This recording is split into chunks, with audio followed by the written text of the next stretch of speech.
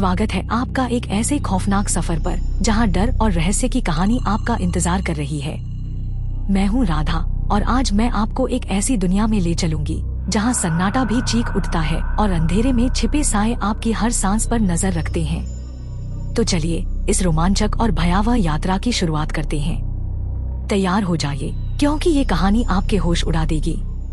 राजस्थान के एक छोटे से गांव में एक प्राचीन मंदिर है जिसे लोग भूल भुलैया मंदिर कहते हैं। लोग कहते हैं कि जो भी उस मंदिर में गया वह कभी वापस नहीं आया। गांव के लोग इस मंदिर को शापित मानते हैं। आदित्य एक उत्साही और साहसी इतिहासकार है जिसे प्राचीन सभ्यताओं और रहस्यमयी स्थानों की खोज का शौक है।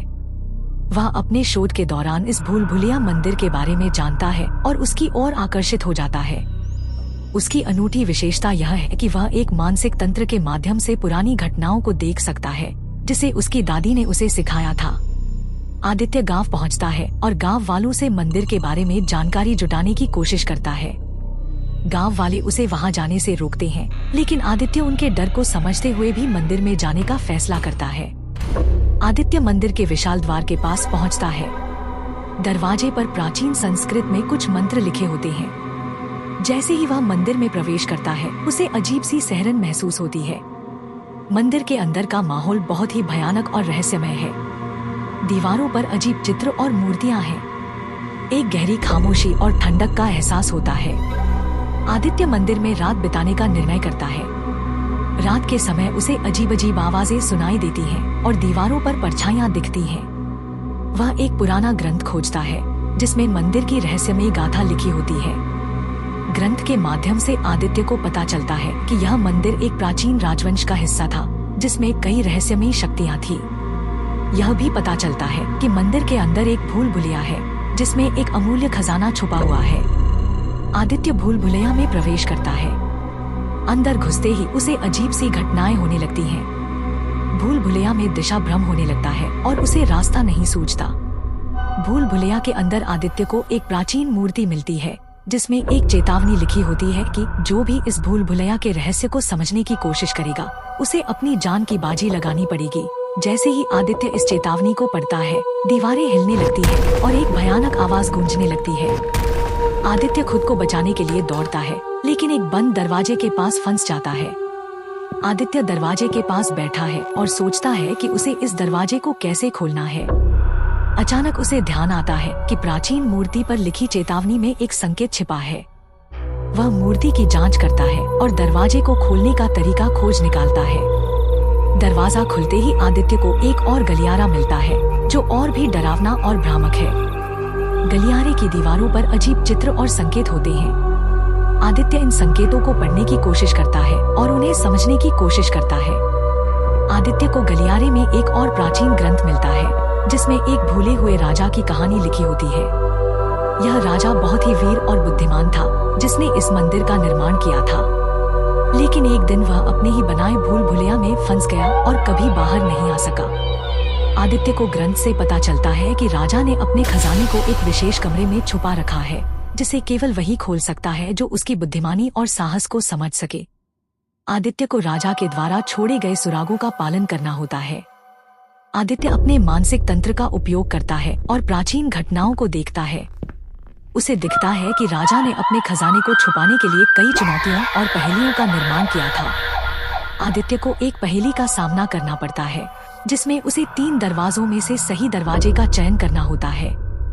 वह अपनी बुद्धिमानी का उपयोग करता है और सही दरवाजे को पहचान लेता है। जैसे ही आदित्य सही दरवाजे के पास पहुंचता है दरवाजा खुलता है और वह एक विशाल कक्ष में प्रवेश करता है। कक्ष में चारों ओर खजाने की चमक होती है, लेकिन खजाने के बीच में एक भयानक मूर्ति होती है जो आदित्य को देखते ही जीवित हो जाती है। आदित्य के सामने अब सबसे बड़ी चुनौती है। क्या वह इस भयानक मूर्ति को परास्त कर खजाने को पा सकेगा? क्या वह इस भूल भुलैया से जीवित बाहर निकल पाएगा? चलिए देखते हैं। मूर्ति विशाल और भयानक है। वह आदित्य की ओर बढ़ती है। आदित्य अपने चारों ओर देखता है और समझने की कोशिश करता है कि उसे इस मूर्ति का सामना कैसे करना है। मूर्ति उस पर हमला करती है, लेकिन आदित्य अपनी चुस्ती से बच निकलता है। आदित्य को याद आता है कि प्राचीन ग्रंथ में एक मंत्र लिखा था जो मूर्ति को शांत कर सकता है। वह जल्दी से ग्रंथ के पन्नों को पलटता है और मंत्र को पढ़ता है। मंत्र का उच्चारण करते ही मूर्ति की गति धीमी हो जाती है। आदित्य अपने मानसिक तंत्र का उपयोग करके देखता है कि मूर्ति के पास एक कमजोर बिंदु है। वह अपनी पूरी ताकत से उस बिंदु पर हमला करता है। मूर्ति टूटने लगती है और अंत में पूरी तरह से ध्वस्त हो जाती है। मूर्ति के नष्ट होते ही खजाना आदित्य के सामने प्रकट हो जाता है। यह खजाना प्राचीन सोने, जवाहरात और रहस्यमयी वस्तुओं से भरा होता है। आदित्य खजाने को देखकर खुश होता है, लेकिन उसे याद आता है कि उसकी असली जीत खजाने को प्राप्त करना नहीं, बल्कि भूल भुलैया के रहस्य को सुलझाना है। आदित्य खजाने को सुरक्षित रखने के लिए एक योजना बनाता है। वह खजाने को एक गुप्त स्थान पर छुपा देता है ताकि कोई और इसका दुरुपयोग न कर सके। आदित्य खजाने को सुरक्षित रखकर गांव वापस लौटता है। गांव वाले उसे देखकर खुश होते हैं और उसके साहस की प्रशंसा करते हैं। आदित्य गांव वालों को भूल भुलैया मंदिर के रहस्य के बारे में बताता है और उन्हें आश्वस्त करता है कि अब कोई खतरा नहीं है। आदित्य को पता चलता है कि भूल भुलैया मंदिर का खजाना सिर्फ सोना और जवाहरात नहीं है, बल्कि उसमें छुपी ज्ञान और प्राचीन सभ्यता की जानकारी भी है।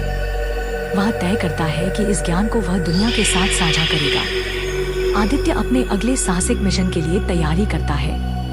वह जानता है कि हर रहस्य के पीछे एक नई कहानी होती है और वह उन कहानियों को खोजने के लिए तत्पर है। आदित्य की साहसिक यात्रा यहीं समाप्त होती है, लेकिन उसका रोमांच और भी आगे बढ़ता है। हर रहस्य, हर भूल भुलैया उसे एक नए सफर पर ले जाती है। दोस्तों, अगर आपको ये कहानी पसंद आई हो तो कृपया लाइक और सब्सक्राइब जरूर करें। आपके सहयोग से ही हम और भी रोमांचक और रहस्यमयी कहानियां आपके लिए ला सकते हैं। अपनी राय और सुझाव हमें कमेंट में लिखें ताकि हम और बेहतर बन सकें। आपके प्यार और समर्थन के लिए धन्यवाद। मिलते हैं अगली कहानी में, तब तक के लिए अलविदा।